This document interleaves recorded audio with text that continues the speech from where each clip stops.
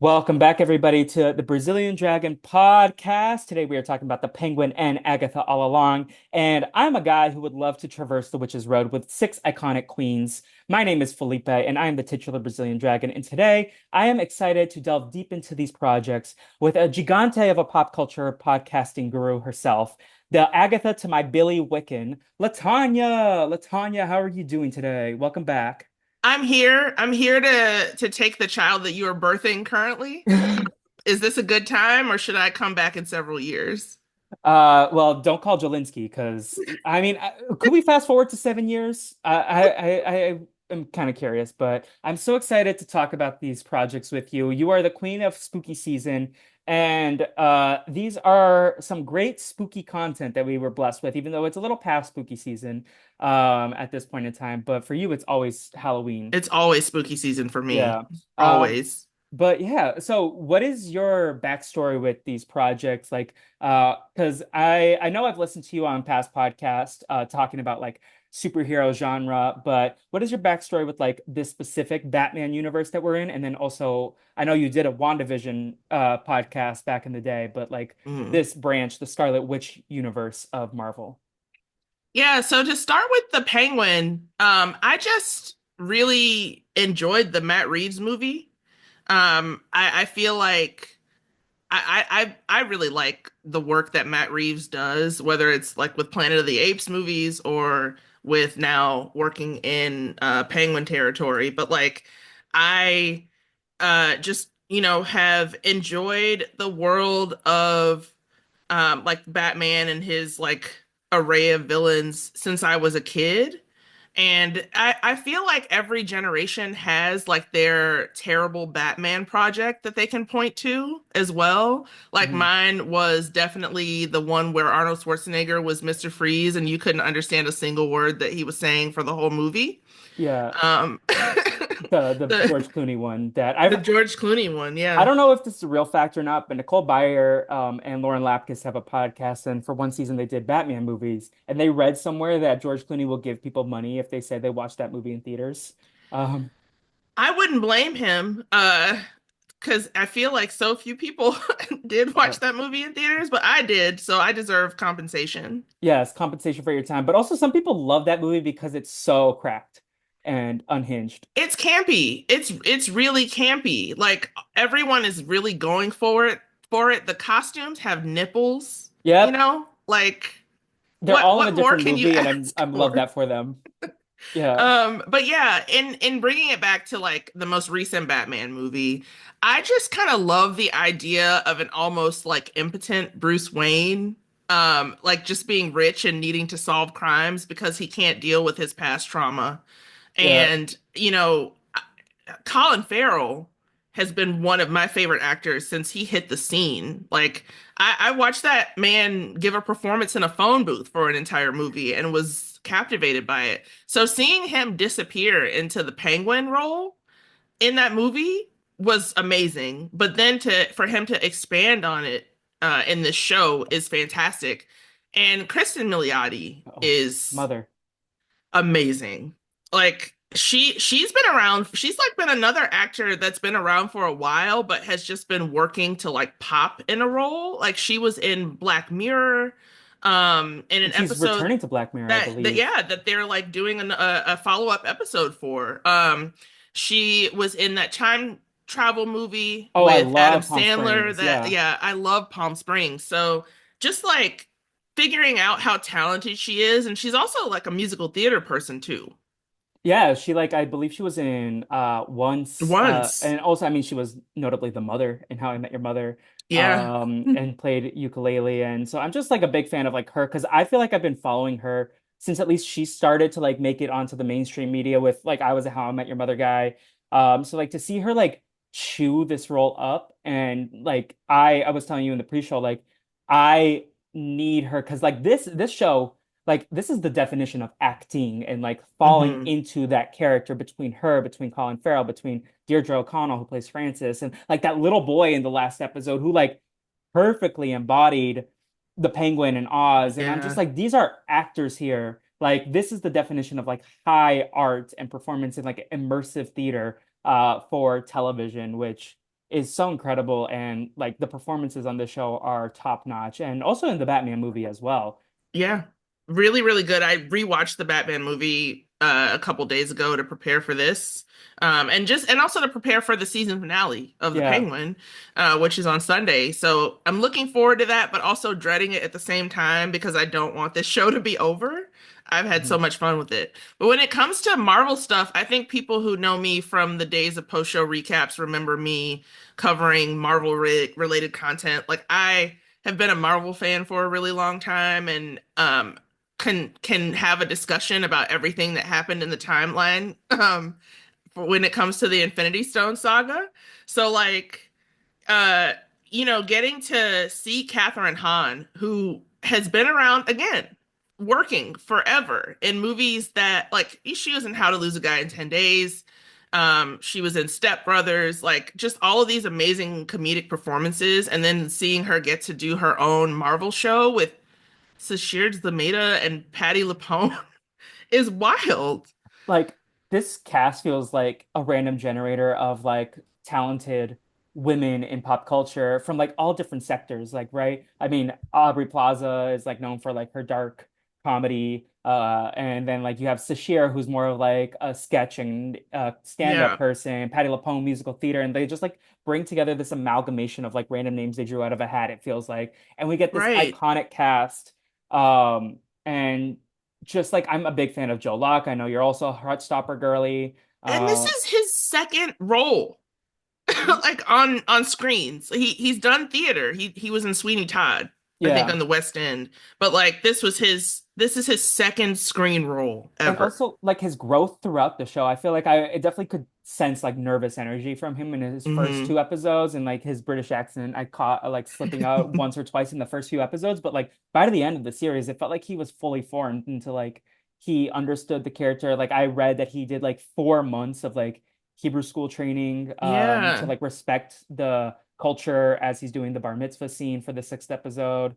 It just feels like a lot of people ha put in the work for these shows, and like nobody was phoning it in. Everything felt like really well thought out and structured. And that's like the joy of like a mini series for me is like you know where everything's going, so you can really map it out, and everyone can swing at 100% in terms of like the costumes, the details. I read like an interview or an excerpt that was basically like because Jennifer Kale is bound, she has that like necklace that is like more of a chain necklace because she's bound with her magic. And I'm just like, that's like such intricate detailing that like I feel like with a regular television show, they do think about that kind of stuff, but you don't get to have the full proof of concept of the whole entire where the show is going. And I know I forget where I heard this or read this, but Patty LuPone was like, "I'm not doing this if the scripts are not all written." And they were like, "Oh, it's written." And she got to read the script and she was blown away. And she's like, "Put me in."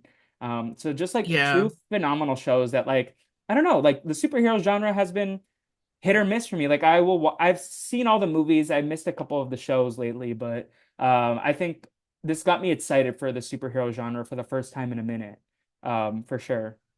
Yeah, I feel like the movies that have been coming out in the superhero genre have paled in comparison to the TV shows for Mhm. whatever reason. You know, like most recently we got Joker Folie à Deux, which I didn't watch that, but happened. But then, in that same universe, I think we get this Penguin show, which is just fantastic. When it comes to Marvel, I feel like Marvel for a while has been doing TV better than it's been doing its I movies. will always go out to see the movies because I love them. I Hmm. like, but I think they also like were trying to figure out television in a way that wasn't conducive. I think they started to figure it out with like Agatha. Hmm. WandaVision was like chef's kiss, no notes in terms of like television structure. Right. But I feel like these two shows and She-Hulk are the only ones that I feel like were actually like made for television.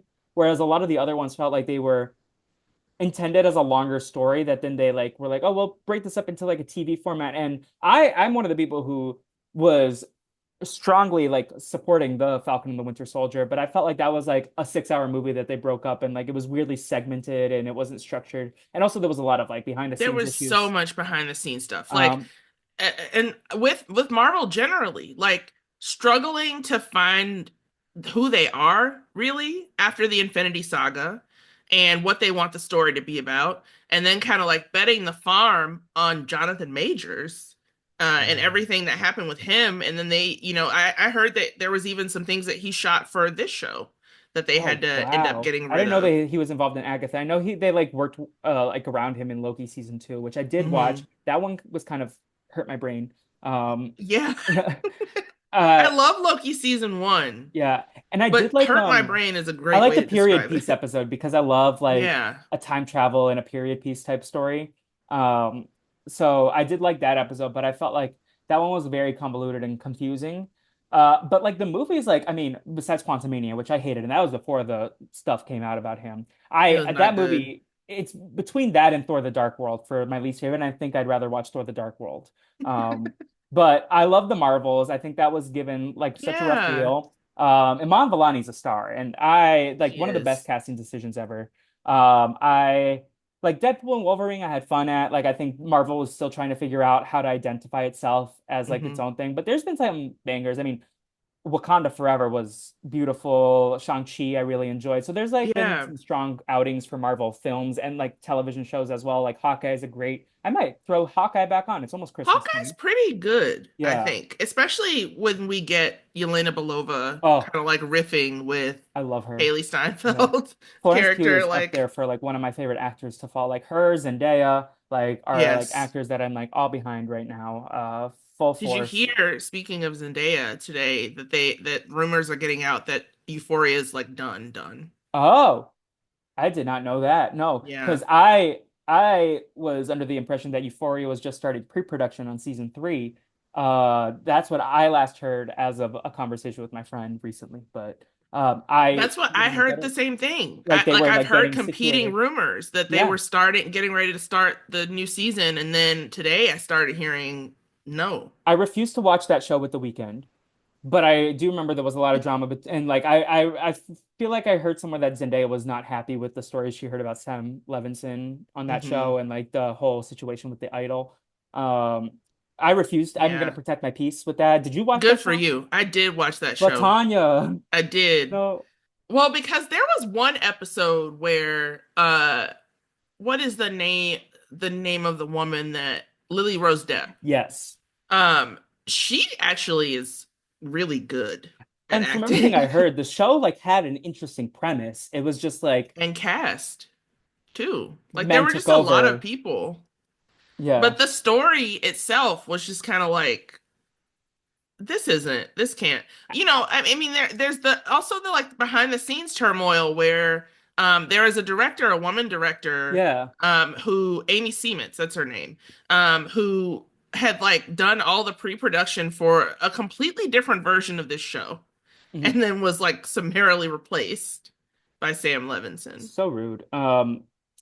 And it's upsetting. I do know my friend Navi. I don't know if you've ever interacted with Navi on the online streets. Maybe. But she Jocelyn, I think was the character's name. She had a song that she was obsessed with as like a meme song. So Yeah. like I Navi's here for a meme. Um, Yeah, I am also a big fan of fake pop stars. I yes. recently saw Smile 2 Okay. and am a member of the Sky Riley Hive now. Like Love it. I would listen to that soundtrack. I need to get on that. I have But actually downloaded, like put that song on a playlist or two I that I love have. it. Did you enjoy any of the M.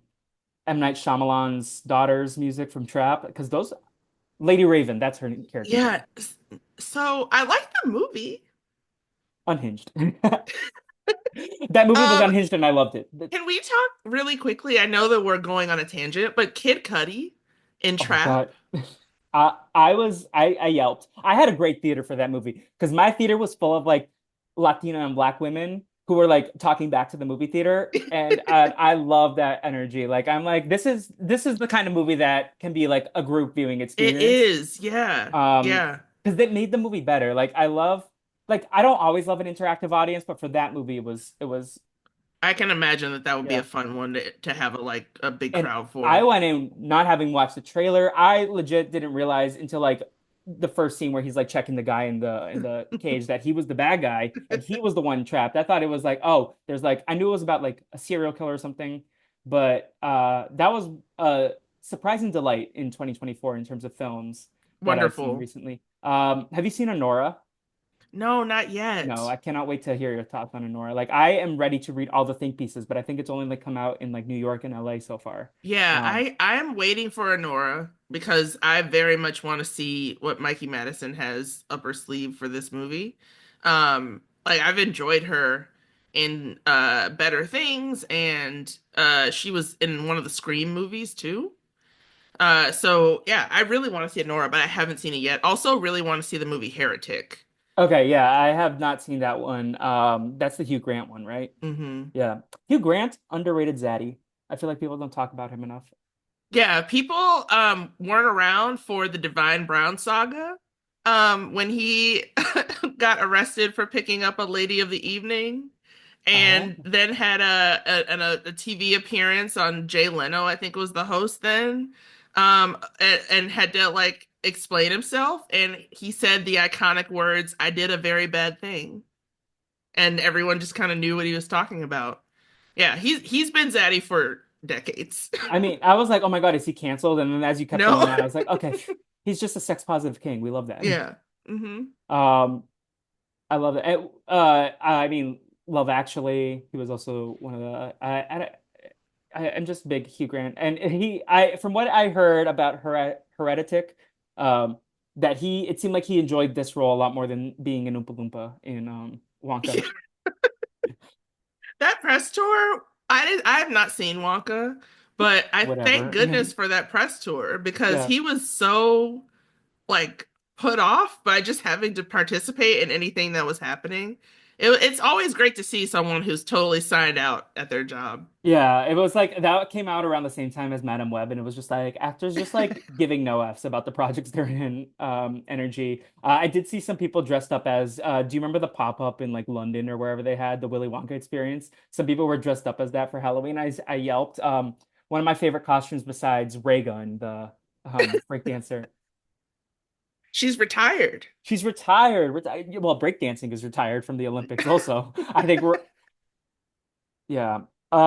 So do we want to start with the Penguin then and Sure. traverse through there? Because we have the finale coming up. Um, like where do you want to start with this? Because I have so many thoughts and I just kind of like want to go where you want to go first. I um the only thing that I can think of right now is how terrified I am for Victor. Victor, yes, oh my Can we God. we could start at the beginning if we start with the Yeah. discussion about Victor because he's in the wrong place at the wrong time at the beginning of the show, right? He's trying to steal like rims, I think, Mhm. from the penguin's car and gets wrapped up in this absolutely terrible situation where he has no choice but to do whatever the penguin says if he wants to stay alive. And because his life has been so awful, he you know, just it's like any port in a storm. It's really, really terrible to watch. And then when you go back to how sad it is that, the events of the Batman movie like took out not just his family, but like everything that he knew and loved. Like an Mhm. entire neighborhood or like borough is gone, basically.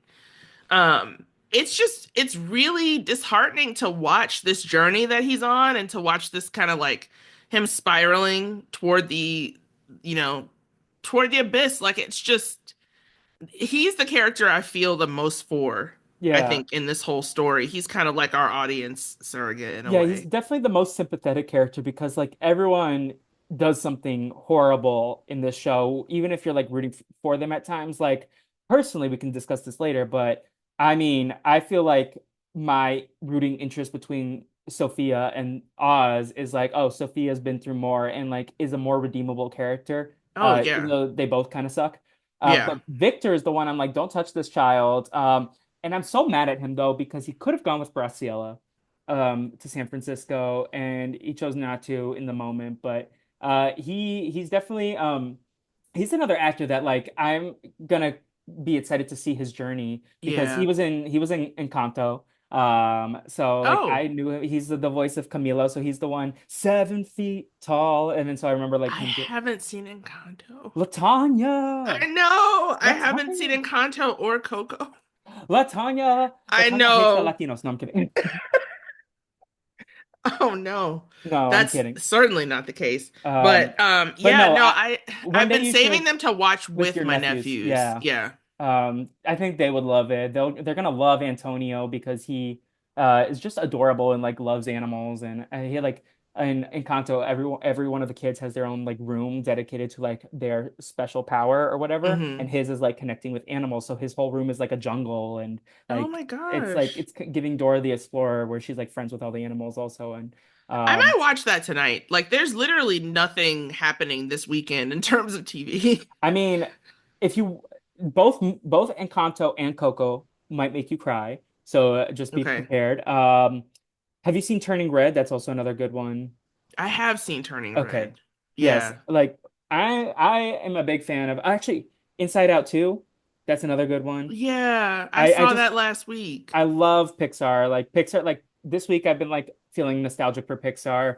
I think it was like partially like the Disneyland, partially like just like needing like emotional comfort this week. Hmm. And I feel like Pixar is like nostalgia It's like bait a at its best for hug. me, especially like because I grew up with like those 90s Disney movies, those early Hmm. 2000s Pixar movies also. So it's like that was my childhood. So it feels like especially like a hug those specific ones like Finding Nemo, Toy Story. But uh yeah, let me know what you think if you watch either of those movies tonight. Coco, it is timely, even though Day of the Dead was last week. I feel like that is another good one. Um, and Statcast as well. But excited to hear your thoughts on that. But Renzi Felice is the guy who plays Victor, and I don't know, I just don't want anything bad to happen to him, and I feel I like know. something will. Like Yeah. we even see his like turn like when he kills Squid, which fuck Squid, I hate him. Like Yeah. clown, like but I the one aspect of Oz that I like is his relationship with his mother, and then his relationship with Victor, where he's like kind of like the sketchy uncle that he shouldn't trust, but he like takes care of Victor and like a father figure in that aspect. And I see, I feel like it's hard because I kind of feel like Oz is a bit of a bad seed. oh, 100%. So it's hard to believe anything that he ever says to Victor because he's so good at manipulating people. And Victor is one of the most easy people to manipulate in media right now. Like, Yeah. um, I mean, he's like at a fragile state, like he's lost everything. And I do think like in the moment where Oz or Victor killed Squid, I feel like Oz was emotionally intelligent enough to give him what he needed, and maybe that's like yeah, the manipulation as well. But that scene, I was like, okay, at least he like didn't like he handled it in a way that Victor needed in that moment, even though I just want safety for him, and I don't know if he's gonna escape the show, and it scares me. I know. Speaking of Oz, do you believe in the bad seed theory? Do you believe that he intentionally killed his brothers? I do. Hmm. So I just watched this episode a couple nights ago, so it's fresher in my mind. I haven't really like done any research on what people are thinking. Like, I think, I mean, the very least, he like intentionally neglected them. Yeah, And I think he was fine with them dying. I don't know if he trapped them with the intention of them dying, but then I think at any point in time he could have gone and like helped them when it started to rain. Like, so he is 100% culpable and responsible. I think he did intentionally kill his brothers. I don't think it was like intended to at like originally I think he just wanted to like teach them a lesson at first, but as the day went on and he was like cozying up to his mother and she was giving all the attention, he was like, "Oh, this feels nice. They can die." Where do you stand on that? yeah. I think that, the writing of this show is so great. I saw this whole video that was looking at the show and Oz through the lens of Oedipus Rex. Oh, I And definitely thought he had like an Oedipal complex with his definitely mom. has an Yeah. Oedipal complex, but then also that gangster guy that he is like, you know, always harping on being like the classiest, coolest guy that we get to see. him give $50 to Oz's brother. Hmm. That dude's name is Rex. And there's a theory that he is actually those kids' father. Like Uh, all of them, or just or just Benny and Oz, Jack? just Oh, Oz's father. oh, So I mean, I've been like keeping an eye on things like that. I is he? do kind of believe, like, I do lean more toward him being a bit of a bad seed. Like, he was so content to have his mother to himself Hmm. for once, that even if he didn't intentionally like set out to kill them with this plan, he probably didn't feel too much Hmm. guilt after Yeah. it happened. Do you think this is one of the things that the show's going to leave like ambiguous, or do you think we're going to see more flashbacks about this in the finale episode? Like we're going to go back to that day because we saw a piece of it through like the dementia aspect with Yeah. Frances, when she's talking to Sophia. But like, do you believe that they're going to like leave it ambiguous and we're going to see other pieces of that point in Oz's life, or are we going to see like the rest of that story where like we see him like lying to his mother, which I assume they do, and like yeah. Yeah, I don't know. I don't know if we will in the season finale. Like I can see them coming back to that kid like in future seasons. But yeah, I feel like the season finale has a lot to do. Hmm. It wouldn't like bother me at all if there was a flashback because that would be cool context to add to Did you all of the watch the things happening in trailer the at all for present. the final episode or no? I did not. No, okay. No. Yeah, I don't know if you want me to tell Yeah, you go what it ahead. was. Okay. It just like remember the scene at the end, the flashback where he's dancing with his mom? It Yes. seems like they go back to like that dance, like that Oh, okay. place in flashbacks and because the kid's back, but I don't know what necessarily is involved. So I know there's a Yeah. flashback piece to the episode, especially because it seems like that is it Moulin's the diner name or the I, restaurant the it's something like that. yeah, where Yeah. they like meet up at the end of the episode as well in the future. But I don't know the context of like what happens there. It was very ambivalent of like what's gonna happen or Yeah. ambiguous, sorry. Um, but I would like there's a part of me that really wants to know like more like because this is the same thing. Like, have you seen Beetlejuice yet?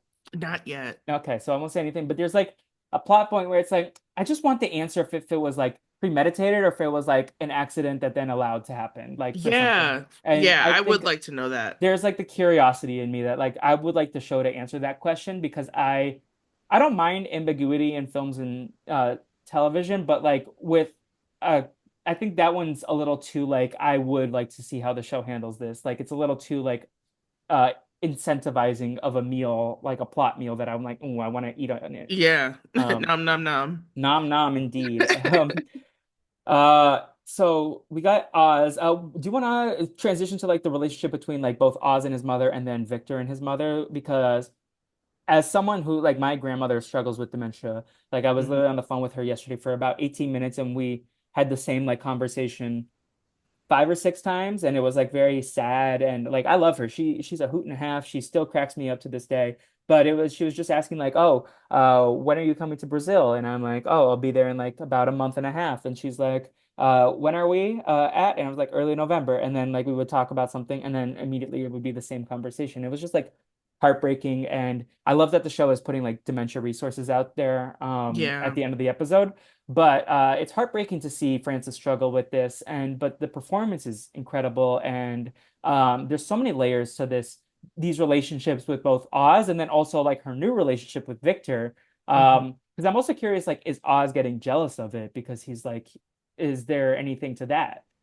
Um, Yeah. Well, we have that in common, unfortunately. My grandmother is in a nursing home. She has dementia, and it's really hard because,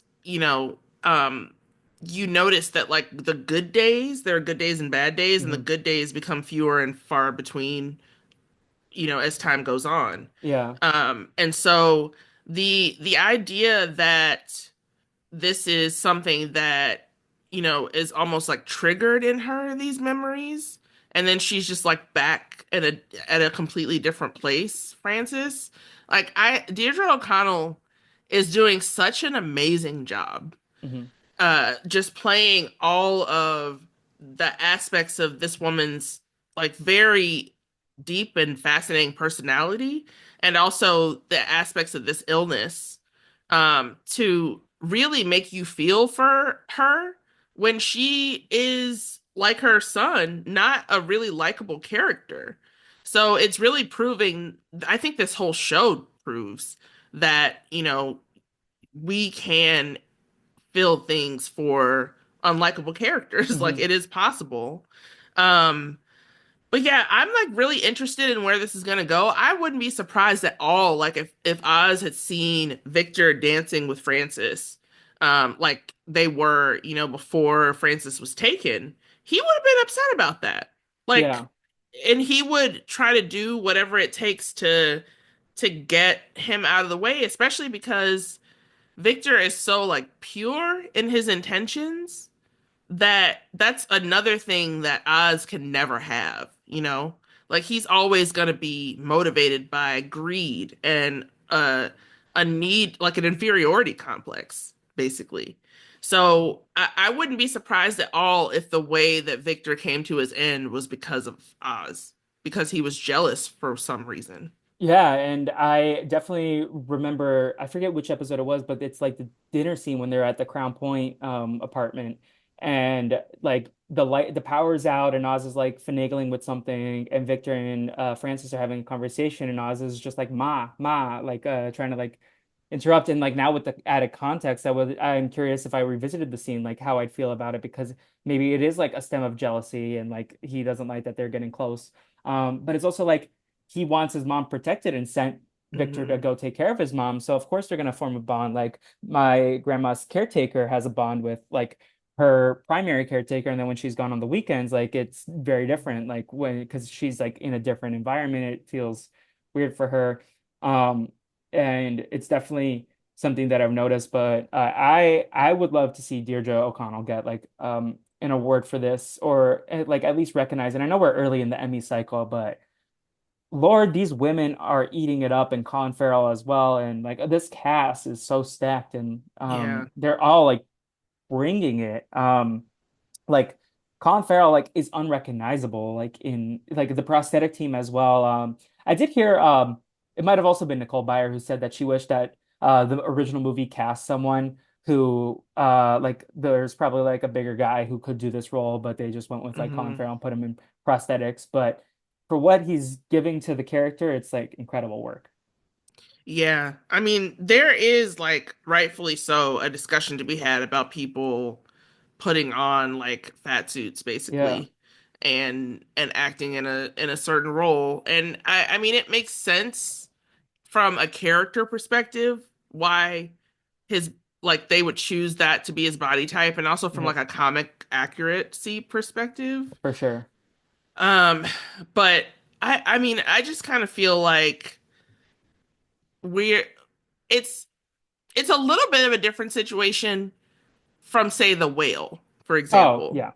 where like you're playing someone who's morbidly obese for for awards essentially. Yep. um I feel like this is just more of like an actor embodying a role. Yeah.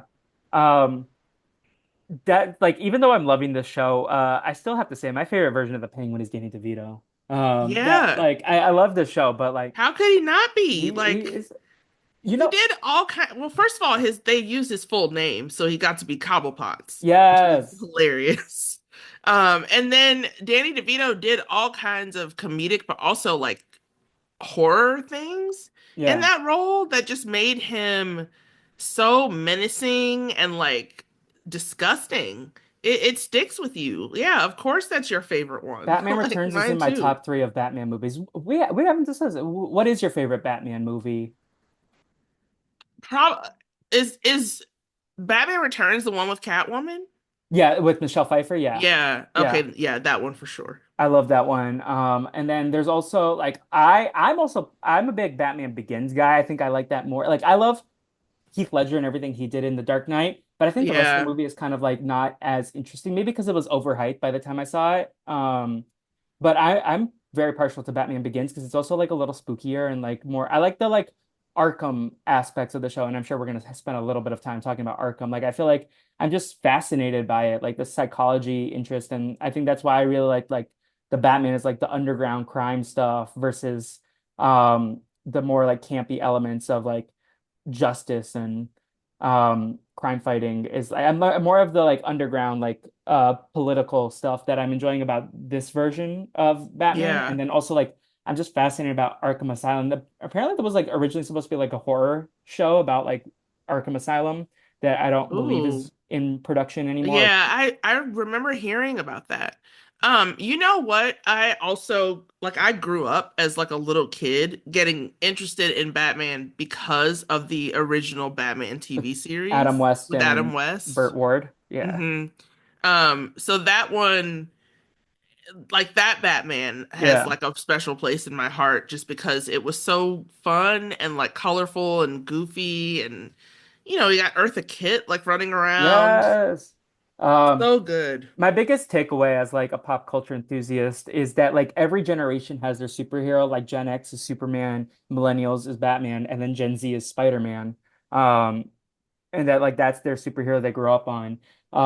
So for like me, I feel like I identify more with the Spider-Man culture, but like Batman is just as like I mean, he's like prevalent in so many aspects of pop culture, whether it's like Community, where Abed dresses up as him, or like the Adam West played Catman in The Fairly Odd Parents, which was like a joke version That's of. really funny.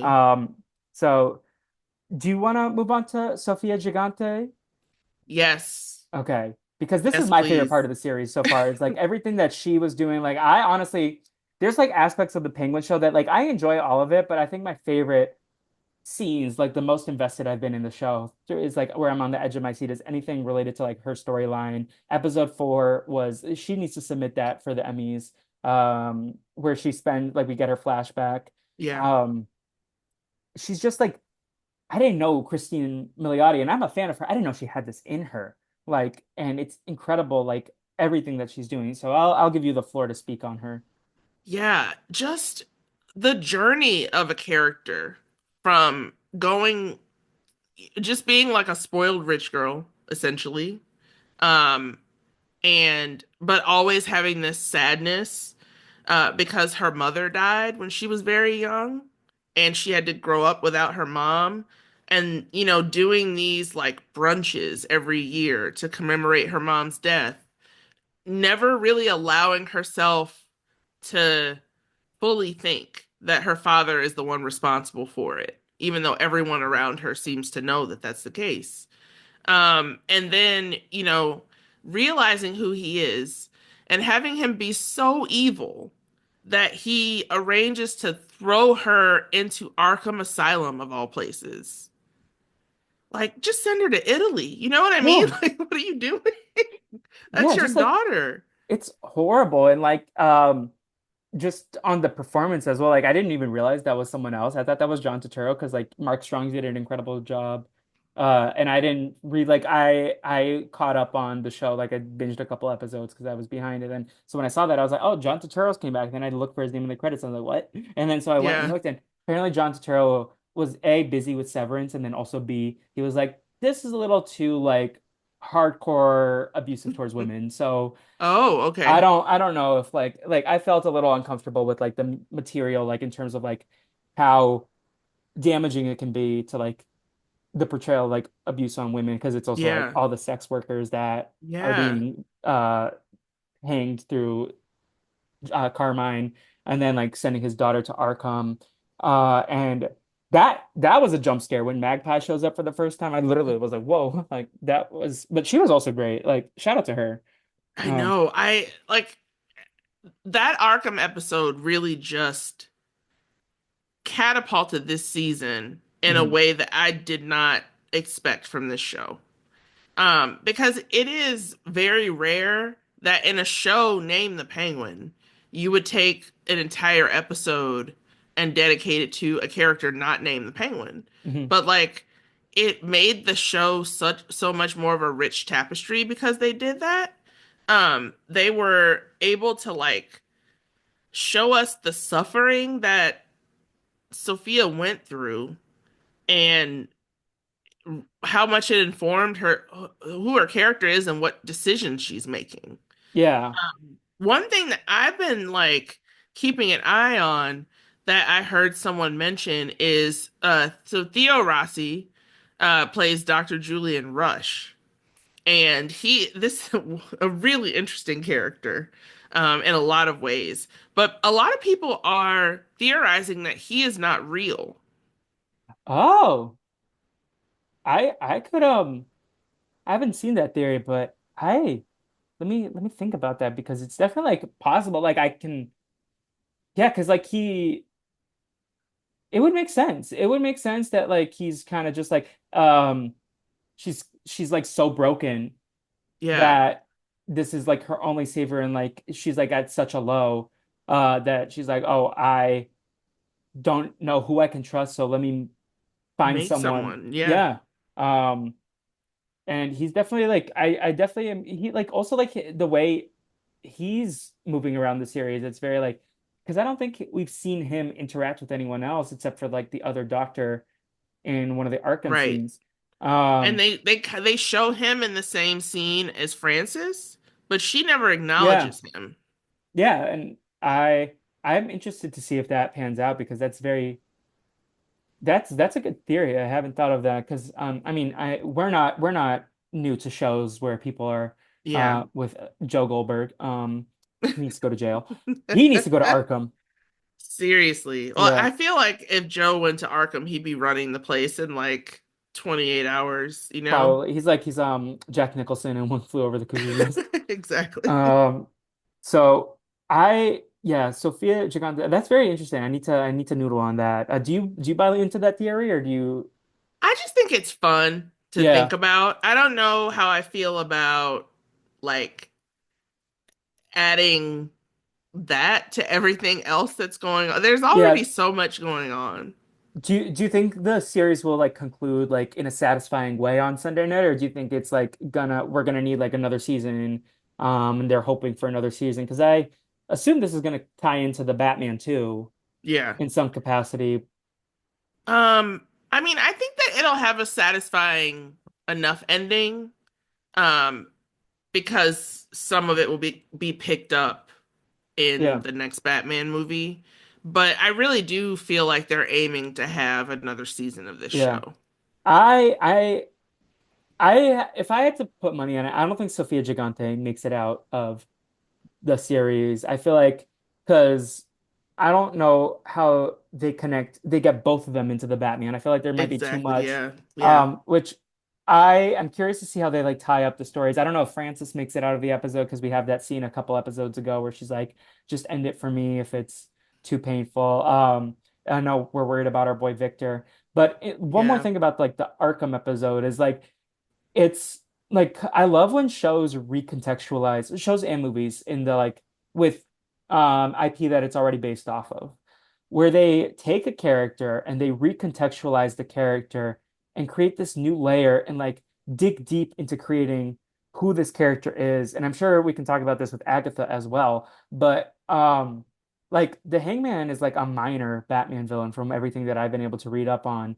And they like gave such like this rich backstory and basically, the whole backstory is that Carmine Falcone broke his daughter, the 10 Hmm. years of abuse that she had to survive in Arkham, and like all the lies and the like gaslighting and everything that she went through. That's what created her to be the hangman. And then she ran with the identity that was already given to her when she comes out and is like, well, let me just get rid of my whole family. But Right. then in this latest episode, we get like this added like glimmer of like, oh my God, everything that I'm doing is the same thing that my dad did to me, but I'm doing it to this girl. And in that little interstitial that they do at the end of the episode, Kevin Bray was like, yeah, we even used the same Arkham set and just restructured it for Oh, the home. Um, yeah. so that like she can like be in like a similar looking shape and we get the flashbacks of course but it was just like the psychology of like Batman. I would definitely like read a book about that. Oh, for sure. I mean, what Sophia has done to her her niece, I don't think can be swept aside. Like, I think that's her fatal flaw. Hmm. Like, she has created something there. And it's just like time only will tell what is going to happen with that little girl and like what she's going to become. But yeah, I mean, she did do exactly what was done to her, in that everything that little girl had, she ripped it away from her in the span, like overnight, essentially, which is what her father did to her with Yeah. sending her to Arkham. So to see her break like that, like as soon as she leaves the room, she can barely leave the room without breaking into tears. Um, I don't know, like all the other stuff that she did, like, killing all those people, you could almost look past it if it weren't for this little Yeah. fact.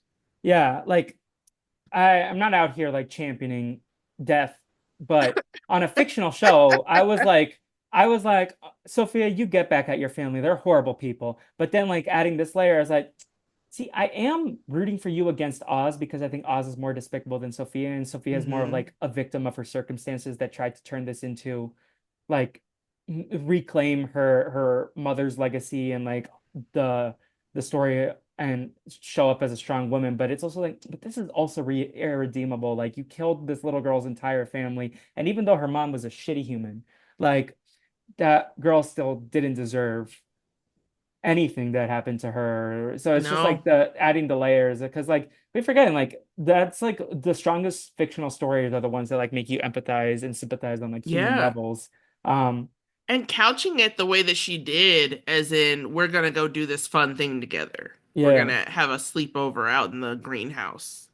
Um, she'll never be able to trust anyone again Mhm. No. because of that. It's It it's wild. there's a couple of like additional characters we haven't really hit on. There's Eve, and we have the Maronis. So we is there like any of these like secondary characters that you really wanted to like comment on in terms of like I'll give you the floor, but like any plot pieces or characters that like are stand out to you that like feel like we haven't discussed enough. Yeah, I mean, I love Carmen Ejogo, who Hmm. plays Eve. Like she's been in so many things. She was in Selma. She was in The Purge Anarchy, which is like, oddly, I have seen every Purge movie. Yeah. Um, and I really was hoping that her character would have a bigger part to play in this season after she was introduced in the first episode. But like we did get that fantastic scene with Carmen Ejogo and Kristen Milioti, That where was a phenomenal scene. Like, I that was hope she so submits good. for an actress award as well. Yeah, I Yeah. know. Like just it's always cool to see how the two actors are going to play off of each other, Yeah. and the way that the women are just on the top of their game in this show, and they seem to elevate it somehow when they're in scenes together, is just a really cool aspect of the show. Yeah. But I like that her character has inspired so much loyalty in all of her girls. Like they were not going to give her up, um, like unless she told them to. Hmm. So that was cool to see. Yeah. But I mean, like when it comes to the other characters, they've all been so proven to be disposable that like even like getting people who are like, stalwart actors that you see in everything, like Michael Kelly who played Johnny. And then what is his name? Clancy Brown. Clancy Brown, He Mr. went to Krabs. yeah, he went to Northwestern. He actually spoke at my school's graduation ceremony Oh, the that's year that I cool. graduated.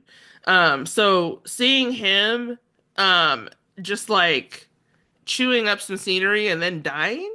Yeah, that death was very like, and I What? get that it was the point, but I was like, what? Like, j- I was like such an underwhelming like fight scene.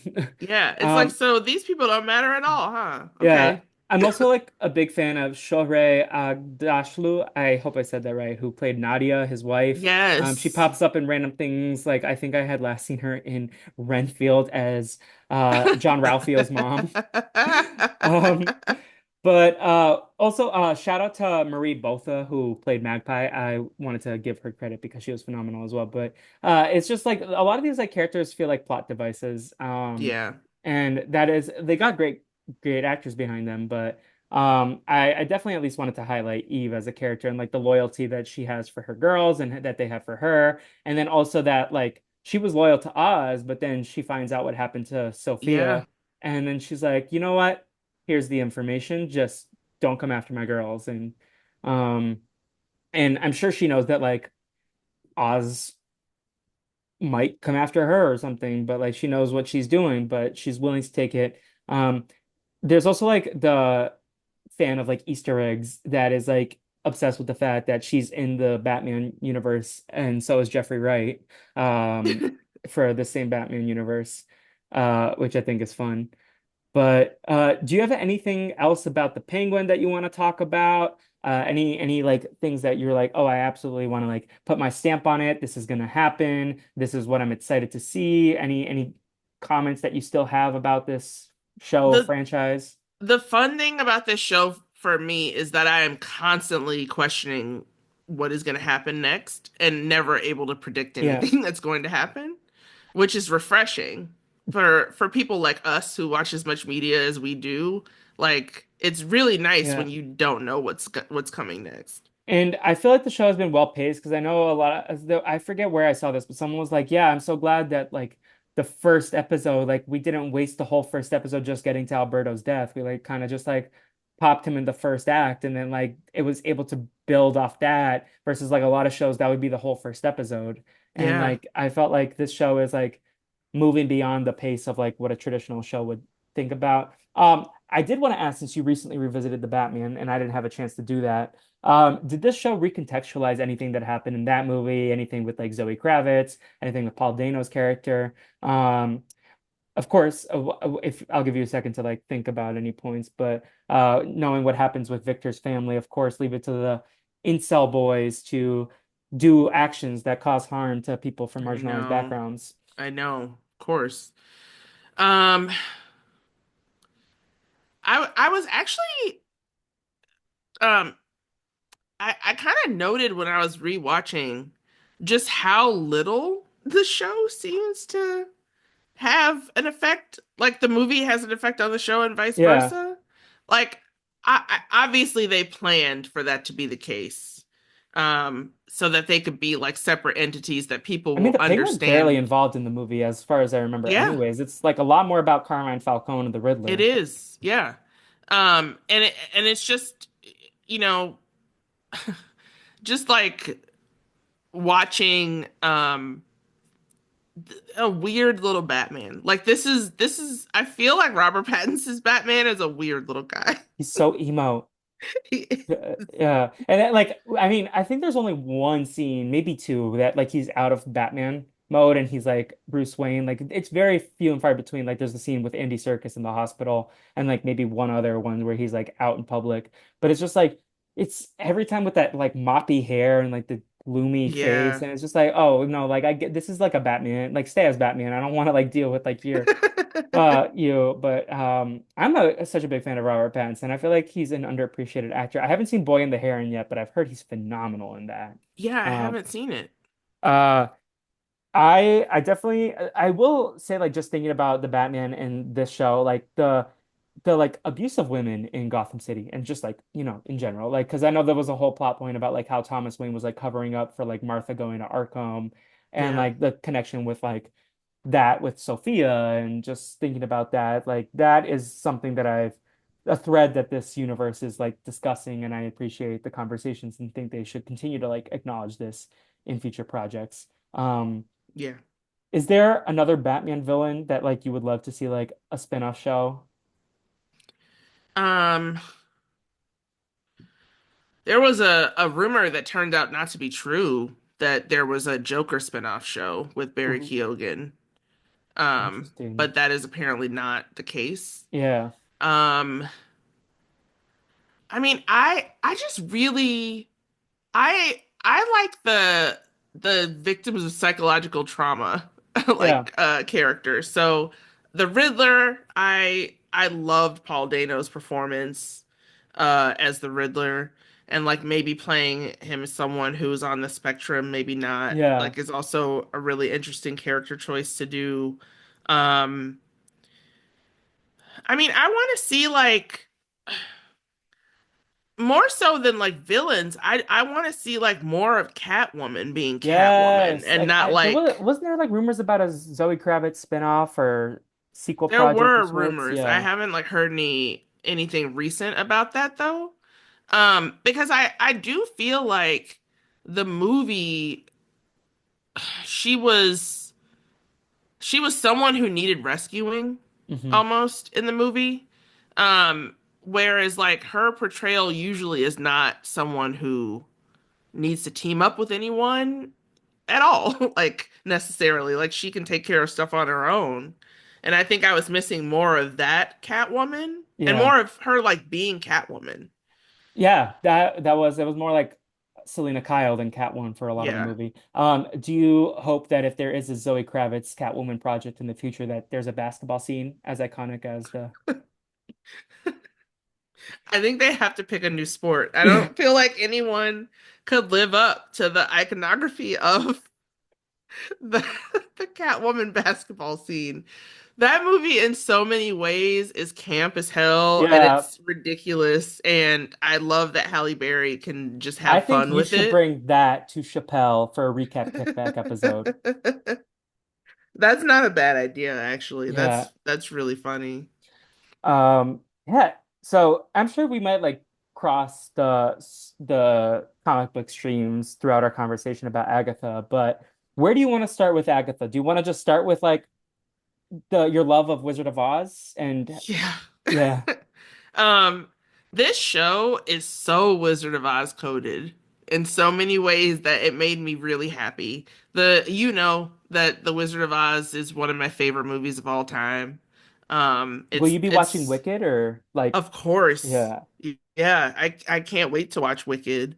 Um, and because I've never seen the play. Yeah, me neither. I've listened to some of the songs, but I don't think I've even listened to the whole songbook. Just the and Yeah, I mean I love Cynthia Erivo and Ariana Grande's voices. I'm just like so yeah, excited for like the movie soundtrack version of some of these I songs because it's know. like oh, and not that like Kristen Chenoweth and Idina Menzel are slouches either, but because I love Yeah, them. But oh, I'm so excited. Like the trailers when I get goosebumps listening to that. Like they only give us a taste. so Um, good, so good. But yeah, just you know, the idea that they modeled the Wicked Witch of the West on Agatha mhm. is so cool. Um, and I like all things witchy as Yeah. well. Like, how are you gonna tell me soup isn't magic? You throw all this stuff into a cauldron and then somehow you have soup. Like it's just it's like the like feminine power Yeah. behind like what witchcraft represents as well and how it's often for like outcasts of the community, something that like people find community in, and to know that Agatha as a character was taking the idea of a coven and summoning this road as a grift just to steal other people's Scam artist mother. power. Like it's so wild, and you have to rewatch the show like Yeah. multiple times because of all of the things that are revealed early in the show. Like Agatha straight up says there's no such thing as the witch's road. Yes, I've been watching like so many like YouTube edits because like I haven't had time. I think I really want to get my mom to the show, and since like the first episode, I've been trying to because my mom's not she's not a superhero person. I remember for my Okay. brother's birthday during the pandemic, he wanted to watch Guardians of the Galaxy 2 again. And my mom was like, I hate this thing. I hate this movie. She liked Baby Groot, and that's even like sometimes. I don't think she loved Baby Groot. But I did get her to watch WandaVision, and she enjoyed that. And I think she liked WandaVision. She, I like the feminism aspects of this. Like, I mean, and we can go back to like the Salem witch trials and how like it was like a literal witch hunt against like Yeah. women that like men were afraid of. And I remember reading this book in like sixth grade about like the Salem witch trials. It was like a historical fiction, and it like was reminiscent of the Arkham episode, where it's just like all these like women who society did dirty, and like what you mentioned, like witches as well. Like, um, as a concept. And I love Jack Schaefer as a creative. I love what she did with like sitcoms and WandaVision and then witch culture in this show. And like whether it's in the Marvel universe or not, I would love to continue examining like different like pop like topics of pop culture. And like putting a show through that lens, and it's Yeah. just so fascinating. And even at the end of the day, like I see people saying like, so we just wasted our time with WandaVision 2.0. I'm like, no, because there was so No. much of a rich tapestry that they created with the Witches Road. And yes, like if you want to like critique the beats, and it's like, okay, so yeah, Billy is Wanda's son, and he also made his own like road, just like she made her own sitcom town. Well, sure, but there's so many layers to this. Like we got new characters, we got new bangers, and like not just one banger. We got this banger in like four different versions. So shout out to the Lopez duo for Yeah. everything that they do. I'm just obsessed with this. I also, you mentioned that Agatha was like the inspiration for the Wicked Witch, but she's also like Jolene, which Right. what That a was what a so scoundrel. cool. It's also just remarkable how queer this show is, Yes. given that it's a Disney show. It's so gay. And like I remember like as a bisexual butterfly, I was like hype when Loki was like, yeah, like there was a prince once. I was like, yeah, you come out of the closet, Loki. But then this show is Yeah. like, no, actively gay.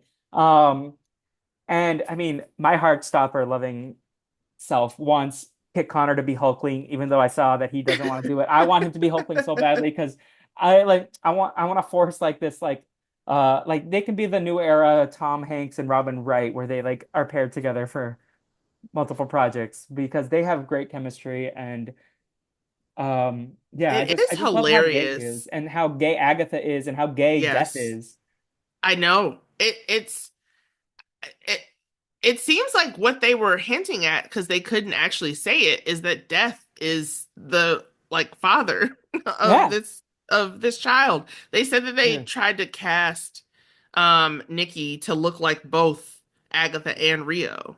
Yeah, and like it kind of makes sense that it would be. And um it it was like a toxic version of like co-parenting where it's like you can have him for 6 years and then I'll take him for the rest. Bye. Yeah, Um exactly. Yeah. but It's just it's so cool, and it's also very you know, fun reveal that everything on the road was just a manifestation of something in Billy's room, yeah, too. like at what point did you catch that at all? Like I remember like paying attention to his room in the background. I was like, oh, these are like fun little like Easter eggs in the background, just not thinking much of it. Like how in Inside Out 2, Joy has a little toy of Bing Bong, and I'm like, oh, he has like a Wicked Witch. It's funny, and he has like all these like Lorna Wu thing, and it's just like an Easter egg. But it's like then like in the eighth episode, I'm like, oh my God, what? Did you at all realize that he was like, were there any things that came throughout the show that you were like, you caught that or you had speculated on that, like, you were like, this is like so well planted as like seeds? Yeah, I think just because I was watching like people do breakdowns of the episodes, that I'm probably a little bit more like inside baseball in Yeah, terms of what they were pulling from. But I still was kind of flabbergasted by the reveal of it all, because it's like the Kobayashi mug yeah, in The Usual Suspects. Like, to see all the pieces start to come together, and also for for Joe Locke to like have that look of realization on his face as he's starting to be like, I created all of that, like, just out of emotion. Like, mhm, that's how Wanda's hex came about, just because of her grief. And it seems like this road was made partly from fear of the Salem 7, and also from like the longing of that his Billy brother. Yeah, has, yeah, like wanting to find his brother. So that was really interesting. And then there are other like things along the way. You realize that the reason why, um sorry, I'm trying to remember the character's you're good. name. The reason that Alice. Alice lost her job as a police officer was probably because she couldn't hear Billy's name as it was like being said to her. Yeah. because of the spell. Like everything was falling apart for this woman in her life, all because of this kid, this teen, which is hilarious that they called Yeah. him teen for like the whole show. Well, so that was one thing that I was like, I had read somewhere like way before the show like finished filming or something that like he was cast as Wiccan. So like I had a pretty good idea that he was Wiccan, and then like even like Wikipedia had no chill and was like, yeah, Joe Locke as Wiccan, or Yeah, Billy. toy leaks as Yeah. well.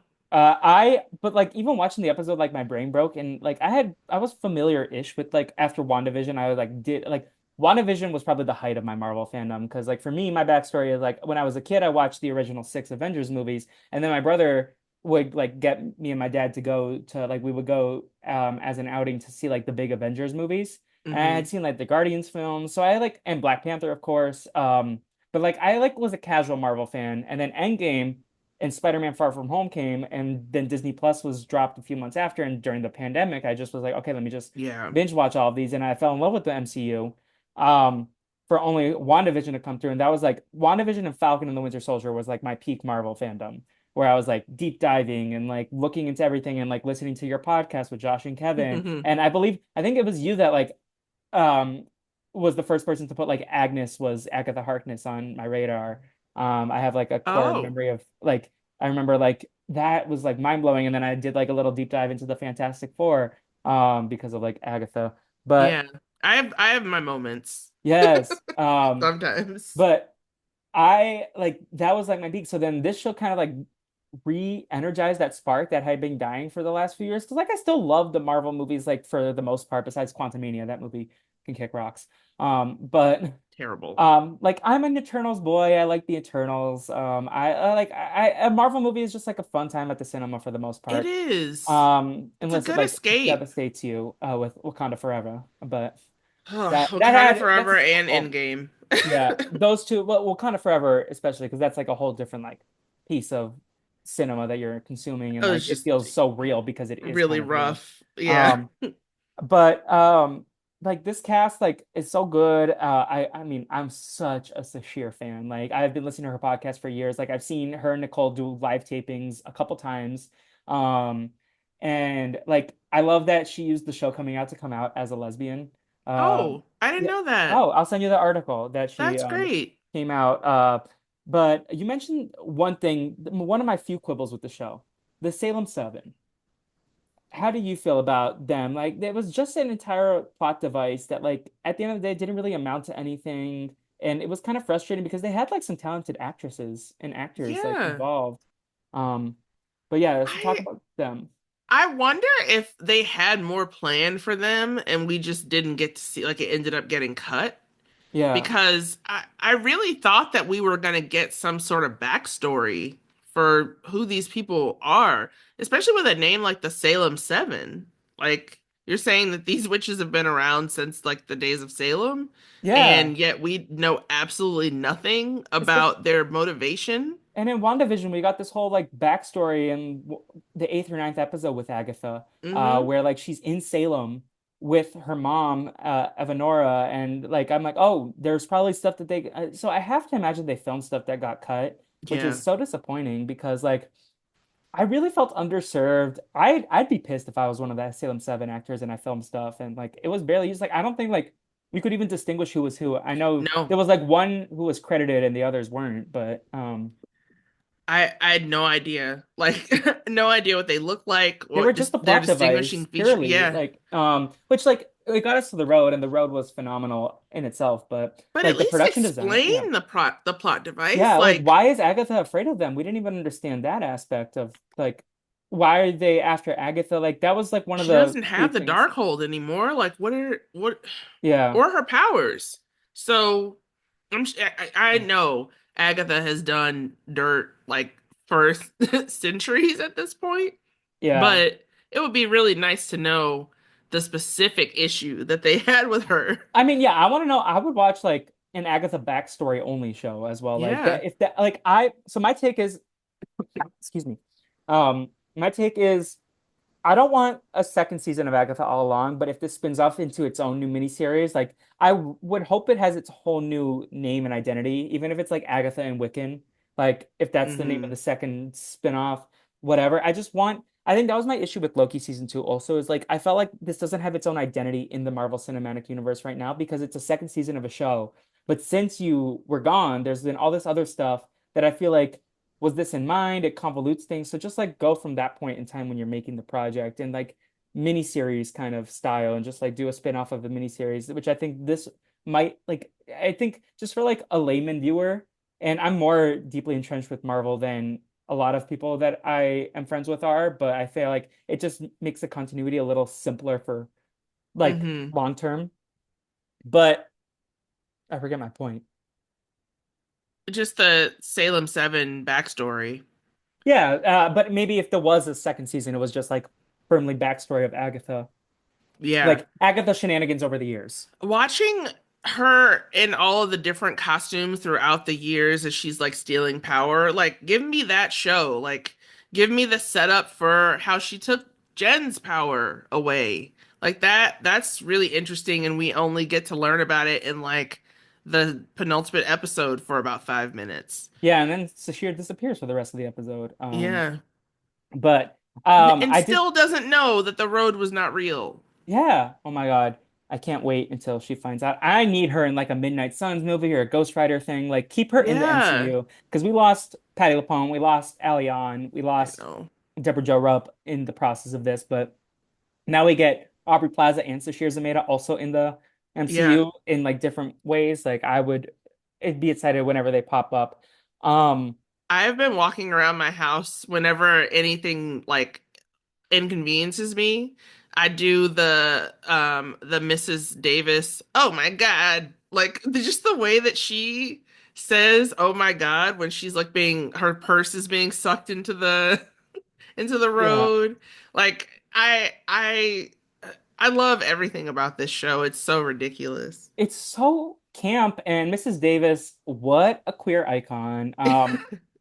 One thing that I loved about The Witch's Road though is like everyone got their closure. Like Lilia, like for the three that ended up dying, like Lilia had her closure with like that episode seven, which I feel like we could do a whole separate podcast on episode seven of Agatha all along. Alice got the closure with like her mom in the fourth episode before dying in the fifth. And then like I appreciated that like in episode three, which I think was my favorite episode of like the trials. I really loved that episode because that was like the Yeah. first trial. It was like, oh, well, this Yeah. is what they're doing.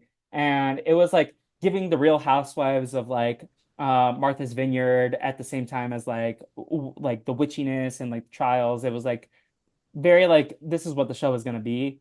And it was also like heavily featuring Sashir, who I love. Yeah. And then we see that flashback, we get to see the version of what Mrs. Hart slash Sharon was saying to Wanda. But if you rewatch that episode of WandaVision, she's just saying, please, please, or she's saying to her husband, Stop it. stop that. Stop But then we it. see Yeah. like her talking to Wanda and what she was trying to say in that moment. And I was like, oh, this is like her confronting Wanda in that moment. And like the little WandaVision Easter eggs, because I think that's still probably like one of my favorite Marvel things. I'm a big Wanda person. I think the reason that I hold Doctor Strange 2 so highly in my rankings, and even it's still like middle of the pack, but it's because of Xochitl Gomez and Elizabeth Olsen. Like, Yeah. because I am nothing but a prince for the queens. Like I love these queens. Like, give me an iconic woman, and I will stand. Yeah, I agree with you. I think that what Elizabeth Olsen does with Wanda is so interesting, and especially in Multiverse of Madness, she every all of her lines are like a whisper, but also just like a hair away from hysterically crying. She's so Like talented. it's very much the emotion that I feel a lot of us are feeling right now. And so I can definitely identify with Wanda crashing out all over the MCU. And Listen, I'm not surprised that her son is prone to doing the at same. this point, if I had powers, I would probably have my own bubble that I create. Oh yeah. Like, Yeah. I'd have a West view, but I wouldn't like enslave others. I just No, no, no. have my own I place. would, we would form a bubble commune, but everyone would have Yes. free will in there. Right. Yes. Yeah. Um, I don't know what his real life character's name or the actor's name behind him, but like Norm, I'm a big Norm guy. And I love seeing the residents of Westview pop back up in Agatha. Mustache Man, who's the cop, in the first Yeah. episode. I love the people on Twitter and TikTok who have like done the compilation of like episode 1 and episode 6, like the Billy version versus the Agatha version, like totally lying. Like Catherine Hahn was having a great day with that episode. Like her and Aubrey Plaza, like it's just so fun seeing like you can tell they genuinely loved that set. Yeah, Like not you every can. show is that special, but that And show was it's special. it's so cool how practical the set is as Yes. well. Like they built so much of it. This is apparently like the cheapest Marvel TV show. Yes, I read that too. And I know they filmed in mostly in Georgia, but they did film some at Hmm. the Warner Brothers Ranch, which is also where Westview was. That was like one of the last things to film at the Warner Brothers Ranch before they tore it down. I think Young Oh, Sheldon was technically the last thing that filmed there. A fun Easter egg that I don't know how common knowledge this is, but I know this because of like my experiences that Samantha's house from Bewitched is Agatha's house. really? Yeah. So Oh, that's that like they use the same house for WandaVision as well. And like I think that's like such a fun little nod to like witches. I was surprised there was no like 60s witches. Like I feel like there was I mean you only have 9 episodes, but there's like yeah. other witches they could have pulled as well. Um Yeah, I mean, far be it for me to say the show needs more witches, but I was just like, I also feel like this is the type of show that we could just like toss facts like that we learned about yeah. the making of the show at each other forever because it is like one of those rare shows that you don't just rewatch because you love it. You rewatch because every time you do, it like enriches your understanding of everything that happened in the And that's how show. I've felt about WandaVision in the last few years every time that I've revisited it also. And I mean, this is perfect. This is like going into the Halloween catalog of like this is also like spooky, campy fun. Like Yeah, I love the scene. Like it looks gorgeous when they're flying on the broomsticks in episode 5 with the like the witchy like orange glow and the purple. Like the color matching on this show is like the palette is incredible. And like the costuming is phenomenal, like, and it just looks good. Um, yeah. It's a beautiful show. I agree with you that my favorite trial was definitely the first one for sure. mhm. Um, it, because we got that like beautiful like something's got to give house, Yeah, and uh just like how um each of the trials kind of like called back to a different like horror genre, mhm. and that was like the horrific things happening in very beautiful surroundings kind of episode. It was so creepy, like legitimately scary watching that with the lights off, Yeah. No, especially that when everyone starts to hallucinate. yeah, and then the only other time that I like really had like I mean when Lady Death we see like her full like image in that episode that like I jump scared for. That was like 6 p.m. and the lights were on. But the one like the Ralph Boner scene, that was like give me the heebie-jeebies also. Like just like the torture that this man has faced. I And back know. in my day, that man was Quicksilver. He was like, oh, this is the X-Men. This is how they get into the universe. And like that poor man, like I bet he wishes it was that version. Who Um, do you think owns the song Time in a Bottle? Is it Quicksilver or is it Lilia? I think it's Lilia. Yeah, Yeah. Lilia, I mean, Patty LuPone can't do no wrong. she Um, can't. but Uh, I like that like and then also later when we see Catherine Hahn wearing the Boner Family Reunion Pitch a Tent shirt that like I yelped.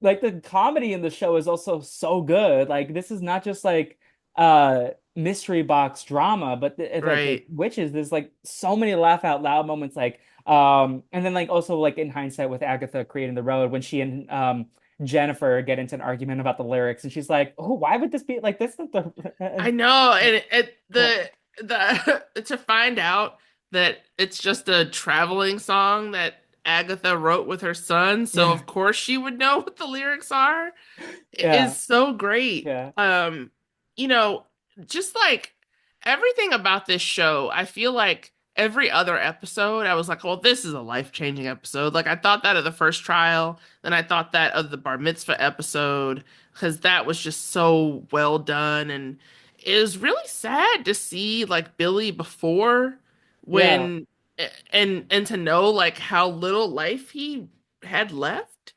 Um, and to see Lilia in that episode was also really cool to find out that she was the one that placed the sigil. But then, like, ultimately, Lilia Calderou's episode um, is just like a game-changing episode of television. mhm. You have to be so on top of it to write an episode that good. Yeah.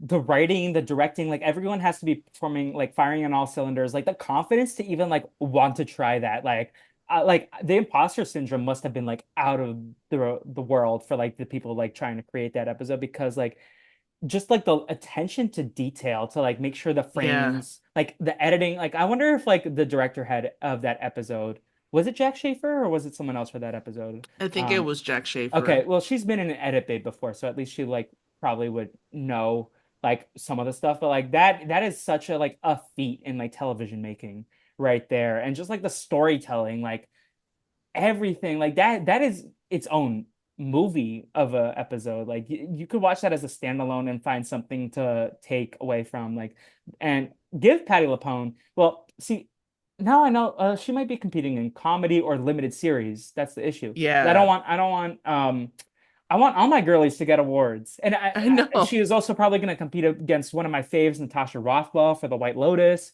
So I'm Right. like, no, you can back up because that's Natasha's. But then I also love Patty LuPone. I love Sashir. I love Christine Milioti. I love. Can we just like not give it to a man and give two awards to women this year? I know. Should we just like have all the all of the Emmy Awards be for women? I think Um, so. Episode 7 was written by Gia King and Cameron Squires, who I believe are both black. I love that. Um, so that was awesome to Yeah. to like find out.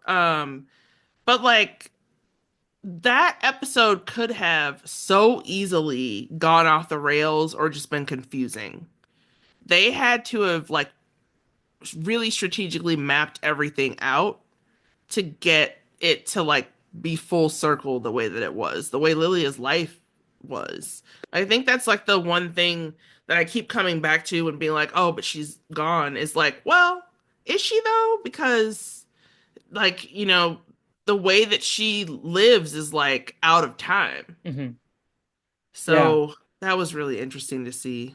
It was definitely like so unique, and I was such a fan of that episode, and I was just like in awe. Like I just wanted to like sit and think, but I had to go do stuff. And then I was talking to my friend Quandel when we met up, and we are just like talking about the episode. We weren't even talking about life. We were just like talking about that episode immediately after. Um and like that was just a highlight. Like I feel like I haven't been that like thought provoked by Marvel project in quite some time, like thinking Yeah. about it critically like that. Um and just like the like attention to detail throughout the show where it's like the Nicholas scratch, like there's like pieces throughout, like and I it went over my head. I'm sure like if you were watching recaps they might have talked about how she was Lady Death, but like um since moving out to LA I feel like my consumption of like my content is always like I'll watch the show first. I remember like Better Call Saul, the final season. It's kind of Hmm. like when I started this. It's like I watched the whole season and then I went back and listened to Antonio and Josh recap it and I was like, Hmm. oh, okay. Like so they caught things and it was like fun to see like, oh, they were planting seeds and that like enriched it for me. So like I um definitely want to rewatch Agatha as well, but then like going back and like seeing all the Easter eggs has been like fun to like all the plot pieces. But I'm sure they like people figured out that she was uh Lady Death like early on in the series. I think that it was another toy leak. Okay. I That one think I that like missed. the Funko toys had Agatha, Wiccan, Oh, and yes. Yes, I did see yeah, that people said that later, like the Funko toys ruined it for them. But like I just stayed off that side of the internet somehow. Luckily, because Capitalism ruins another thing. yet again, How shocking. where's that Mark Ruffalo gif of the Hulk, Smart Hulk saying capitalism? Um it's but I just like I'm excited to see what she does. I would honestly be here for a what if Thanos and Lady Death episode together. Apparently there's a what if episode about Agatha for this upcoming season, Oh, which should be interesting. Uh, I just want more in the Scarlet Witch aspect. Like that's my favorite stuff that Marvel's done lately, yeah. and like I'm not super excited for some of the upcoming projects. I was excited for Thunderbolts, and then a guy I went on a date with said that he watched it and it wasn't super exciting, and I'm like, hopefully they improve it, but um he like I would rather I'm like not super like energized for anything other than like the Scarlet Witch stuff storylines because I feel like there's not a lot of stuff that like has even been set up, and everything that has been set up hasn't been like accounted for. Like I really wanted to know more about Shang-Chi and the rings and Right.